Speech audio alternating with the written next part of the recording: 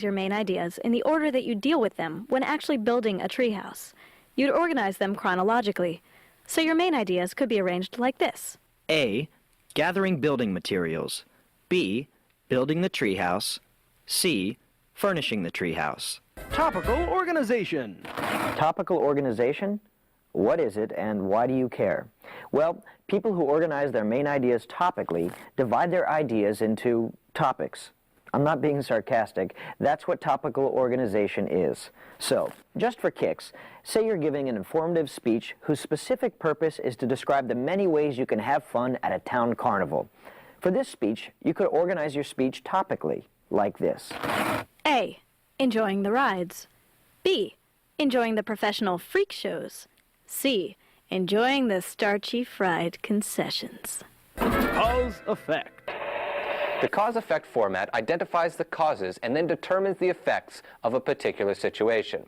Or you can use it the opposite way, identifying the obvious effects of a problem and then revealing their causes. So let's say your speech deals with the growing crime rate in the city. In a cause-effect format, you might organize your ideas like this. Cause number 1, there aren't enough police officers to fight crime. Cause number 2, the legal system takes it easy on hardened criminals. Effect, there is more crime. So, those are a few ways you can organize the main ideas in your speech. But just like there's more than one way to skin a cat, or to reattach that skin, there are other ways to organize your ideas. What's most important is that your organization fits the needs and style of your speech. But other questions still remain. Questions like, where am I going? The outline. Okay, most basic outlines begin with an introduction, proceeds with a body, and ends with a conclusion. We'll be going into detail on the intro and conclusion later, but for now, let's concentrate on the body of your speech. The body of your speech is denoted by a Roman numeral, and the main points in your speech are capital letters, A, B, C, etc. Then your supporting material, the illustrations, examples, and facts you're going to use to back up your main points, are located under the big letters and labeled with Arabic numbers 1, 2, and so on. So what you're doing is arranging your speech so it flows from general to specific information. Okay, now let's apply this outline to a real speech. Let's say the specific purpose of your speech is to explain how to avoid being mugged while visiting New York City. Your first main point, A, could be something like, you have to be wary of your environment when visiting New York. Then you back up this main point with supporting material. Anecdotes, statistics, examples, whatever best suits your speech. These are your tiny ones and twos. So the supporting material might be a statistic like 28% of all tourists are robbed at the bus station.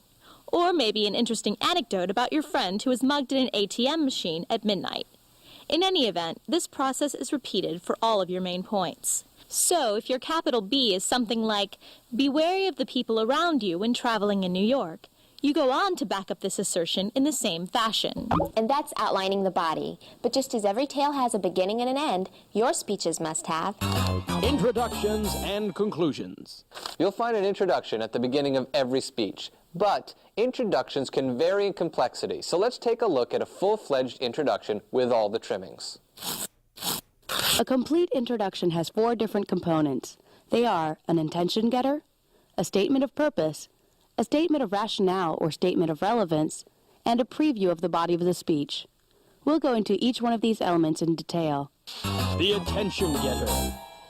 An attention getter grabs the audience members by their faces and says, "Hey, I'm talking here, I'm talking!" A good attention getter makes the audience want to listen to what's coming up next. One common type of attention getter is identification with the audience. Okay, assume you're giving a speech on the many alternate uses of bubble gum to the members of the NGSC, the National Student Gum Convention, in Indiana. One type of attention getter you might try is identification with the audience. All of us here are students, and we all love gum. Identifying with the audience draws on something you and the audience have in common. Another great common attention getter is reference to the situation. When you do this, you acknowledge the occasion that caused the speech. Here we are, all of us gathered together at the Indiana Gum Convention. The statement of purpose is also a very common attention getter. This tends to work when the audience is already favorable to your ideas or when your thesis is really unexpected.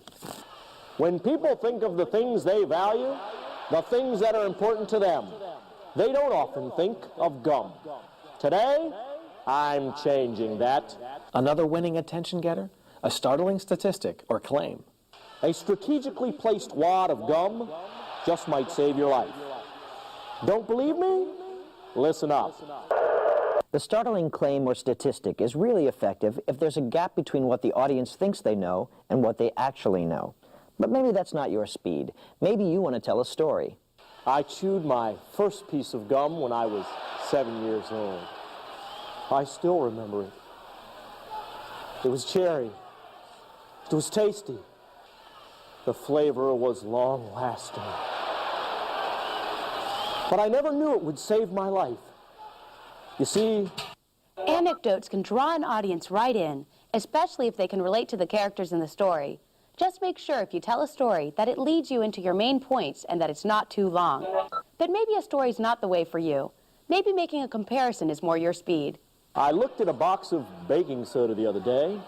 You know, that stuff does about 15 different things. It cleans. It freshens.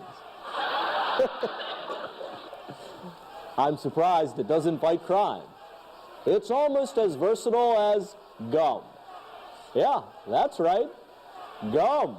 Comparisons are usually effective because differences and similarities are easily understood. Next up is the rhetorical question. A rhetorical question is a question for which no answer is expected. It's designed to make the audience think. The danger of the rhetorical question is that someone might answer it. What would you do if I told you the answers to your problems were in that stick of gum in your pocket? A final attention-getting example is the quotation.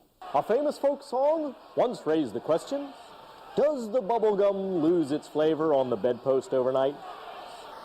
Possibly, but it doesn't lose any of its other qualities. Bubble gum is... The right quote could be the perfect attention getter to rope in your audience. Just make sure the quote you choose is applicable to your speech. And those, my friends, are the attention getters. Use them right and they'll be a knockout introduction. That is, of course, if you make the other sections of your intro just as strong. Sections like the statement of purpose, stating the relevance of your speech, and the preview of the body. Moving right along. If you didn't use a statement of purpose as your attention getter, it's a good idea to include one in your introduction anyway. Usually, if you give the audience your thesis statement in the introduction, your statement of purpose is also revealed. Another must in the introduction is explaining the relevance of the topic to your audience. In this section of the intro, you tell the audience how your topic relates to them. This way you'll make the ideas of your speech important to them right off the bat. This will motivate them to listen to the speech. And finally, there's the preview of the body of the speech. By giving the listeners a preview of what's coming, summarizing the main points you'll be making, you can help your audience follow along throughout your speech. The conclusion. A conclusion is what comes at the end of your speech. It draws together everything that's been said and indicates what the audience should do or believe as a result of the speech. It's the last part of your outline and can be broken up into 4 parts. A. Summarize your main points. B. Restate your purpose. C. Call your audience to action. And D. Round off. A simple summary of main points is exactly what it sounds like. Tell them what you told them and be brief. The restatement of purpose is your opportunity to make a final appeal to the audience. It's your last shot to tell the audience exactly what you want them to do or believe. The call to action motivates the audience. It urges them to act. If your speech is about the dangers of mountain climbing, this step urges them to be wary while climbing. And finally, rounding off gives your speech a balanced, circular feel. So if you can somehow connect your conclusion back to the attention getter in your introduction, you're in good shape. So how do you do all this stuff? What kind of stuff do you put in the conclusion to make it as effective as possible? Well, a lot of the strategies for introductions can also be used in conclusions. A quotation can always sum up the purpose and topic of the speech with a few memorable lines. So I urge you, take a chance. As my 4th grade Little League coach once said, you can't steal second base and keep 1 foot on first. Challenging the audience is a technique speakers sometimes use in a conclusion. Challenging the audience motivates them to achieve the speech's purpose. And so, the next time you go into the bathroom, make sure to ask the owner of that bathroom, where are the peanuts?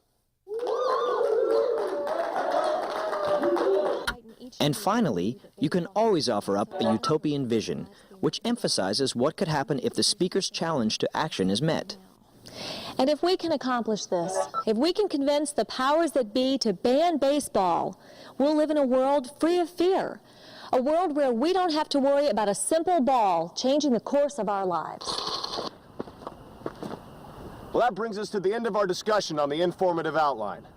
Now, I know what you're thinking. You're thinking, is there more? More to life? More to happiness? More to outlines? Sadly, there's nothing more to life, but there is more to outlines. Outline or persuasion. Now, I take it you're familiar with informative outlines, unless you've just walked into the room, in which case you should buy your own tape. But if you're on the level, sit back and learn about Monroe's motivated sequence, an outline which is often used for the persuasive speech. Monroe's motivated sequence is a pattern of arranging information so as to motivate an audience to respond positively to your purpose. There are 5 steps in the motivated sequence which can be streamlined into an outline. These steps are the attention step, the need step, the satisfaction step, the visualization step, and finally, the action step. These 5 steps exist in a chain. Failure to fulfill any of these steps might send your speech down the drain. Right now, we'll go over each step of Monroe's motivated sequence in detail. Step 1, the attention step. You learned about attention getters when we discussed introductions earlier. Well, the attention step in Monroe's motivated sequence serves the same purpose as an attention getter in a standard informative speech outline. The attention step just may be the most important step in your whole speech. If you want to make your audience feel a certain way, you've got to rope them in early. That's what the attention step does. The purpose of this step is to make the audience give you its undivided attention. This step should make the audience anxious to hear what you have to say, jumping out of their seats even. Johnny Ringo's back in town. Now, how do I know this? Because just the other day I saw him steal a milkshake from a little boy. Just pushed him over and stole it. Now, how long before he steals something from you? Step 2, the need step. The need step demonstrates that a distinct need exists for the audience members. The need may be to know something, to change a certain belief or opinion, or even an institution that needs to be fixed. This is the step where the bulk of your supporting material should be. Your statistics, anecdotes, and facts can all serve to motivate. We need to force Johnny Ringo out of our homes. Every day he robs, pillages, cheats on taxes, kicks our dogs, pollutes our waters, poisons birds, plagiarizes our work, and sets up rigged carnival games in our town square. Now, he is an outlaw in the truest sense of the word, and we got a civic duty to run him out of town, huh? So the result of this step should be that the audience should feel they need to know something or do something. It's the kick in the butt step. Step 3, the satisfaction step. The satisfaction step presents the answer or solution to the need you demonstrated in step 2. You have to convince the audience that what you're telling them will actually satisfy the need you've brought up. If we want to get rid of Johnny Ringo, we got to band together. We got to form a posse, confront him, and drive him out. Now, just 2 weeks ago, the townspeople of Snake Creek drove out Eddie the Tooth Skaggs. In fact, law enforcement surveys report that 78% of towns that form posses send their outlaws a-running. The time to form a posse is now! So, any statistics, illustrations, or other supporting material that makes your solution seem appealing would be right at home in the satisfaction step. Step 4, the visualization step. In the visualization step, you're supposed to intensify the audience's feelings or beliefs. Basically, you get the audience to visualize the way their situation might be if they were to see it your way. But maybe you're scared to form a posse. Maybe you just want to forget about all this, go inside and crawl underneath your bunks. Well, it's tempting, I know. But let's say we forget about all this. Let's say we let Johnny Ringo run free. In a year's time, he'll own this town. No one will be safe. Grandmothers will be afraid to go to church. Kids won't leave their houses for school. Cats will befriend dogs for protection. Now, before you know it, he'll be running for mayor. His campaign slogan, elect Johnny Ringo, or else. And the way things look, he just might win. No! In the visualization step, you take your listeners beyond the present time and place and pose the question of what might be. You can conjure up a positive visualization or, if you prefer, a negative visualization of what might happen if your plan wasn't enacted. Step 5, the action step. This is the final step, the home stretch. In the action step, you tell your audience what they have to do to make sure the need you've revealed is satisfied. It's your final chance to get people up off their rear ends to take action. So I want you to go home. I want you to grab your six-shooters, your slingshots, your sharp silverware, whatever you got. I want you to call your neighbors, your friends, your clergymen. I want a posse out here by dawn. We're going to take back this town. And there you have it, Monroe's motivated sequence. Use these steps so that your speech has the greatest possible impact. Start out with the attention step. We're gathered here today because we don't want our children playing with broken glass in the streets. Move on to the need step. We need to build a juvenile recreation center. Follow up with the satisfaction step. If we can get this center built, we can reduce juvenile crime and juvenile injuries. 60% of the towns that have community centers hit them with the visualization step. And what happens if we don't build this center? They find their kicks elsewhere. Maybe they play with glass in the sandlot. Maybe they throw rocks at cars from the overpass. And finally, round off with the action step. So I ask that you dig deep into your pockets and clear your social calendars. All it'll take is a group effort and a lot of cooperation. Persuade away. Use the steps. Make Monroe proud. Transitions. A transition is the bridge between two different parts of a speech. Good transitions actually serve a whole bunch of purposes. They provide a sense of flow to the speech, and they make it easier for the audience to figure out where you are in the development of your speech. In a good transition, you should always try to briefly summarize what's just been discussed, briefly preview what's coming up next, and provide a link between two ideas. There are certain word combinations that can help you do this. Combinations like not only, but also. So, it's important to always know where your fire exits are. But not only should you be aware of how to prevent being trapped in a fire, you should also understand the dangers of actually being trapped. Smoke inhalation. Other great transition phrases are in addition to, furthermore, and however. And remember that it's always important to script your transitions in order to avoid verbal clutter. The next point I want to make is that, well, fire kind of, well, you know, it burns. Well, you get the point. Scripting helps you out. It also helps to use signposts. Signposts are verbal cues that indicate where exactly you are in the structure of your speech. There are obvious signposts, like using the keywords first, second, or third to label the points you're making. There's also changes in delivery of a speech. Stuff like pauses, changes in rate, pitch or volume. All these devices are signposts that show you're moving on to a new section of your speech. But that's delivery jargon. We'll get to that in a little bit. And that's the whole truth, people. That's what you'll need to write your speech. So know these steps and guidelines. Write furiously, write clearly, and write well, because the moment of truth is right around the corner. And that faithful day sneaks up on you sooner than you think. Part 2, Delivering the Speech. The time has come. After all the preparation, all the research, all the writing, it's time to walk down the aisle and step up on stage. It's time to rope in the audience, to make them yours, to make them eat out of the palm of your hand. Can you do it? Yes, you certainly can do it. But in order to present your speech to the best of your abilities, you have to learn about style and delivery. Let's tackle style first. Section A, Style. A long time